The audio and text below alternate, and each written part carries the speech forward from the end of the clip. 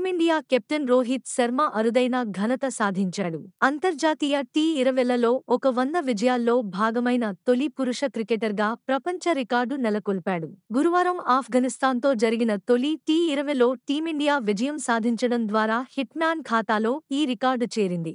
రోహిత్ ఈ ఘనతను కేవలం 149 మ్యాచ్లోనే అందుకున్నాడు. ఈ మ్యాచ్లో రోహిత్ ఖాతా తెరవకుండానే అవుటైనా అతని ఖాతాలో ప్రపంచ రికార్డు చేరడం విశేషం. ఓవరాల్గా అంతర్జాతీయ టీ20లలో అత్యధిక విజయాల్లో భాగమైన రికార్డు ఇంగ్లండ్ మహిళా క్రికెటర్ డానీ వ్యాట్ పేరిట ఉంది. వ్యాట్ 111 మ్యాచుల విజయాల్లో భాగంగా నిలిచింది. పురుషుల క్రికెట్లో రోహిత్ తర్వాత ఈ రికార్డు పాక్ ఆటగాడు షోయబ్ మాలిక్ పేరిట ఉంది. మాలిక్ ఖాతాలో 124 మ్యాచ్లో 86 విజయాలున్నాయి. రోహిత్ తర్వాత భారత్ తరపున అత్యధిక టీ20 విజయాల్లో భాగమైన ఘనత విరాట్ కోహ్లీదే. కోహ్లీ 115 మ్యాచ్లో 73 విజయాలు సొంతం చేసుకున్నాడు.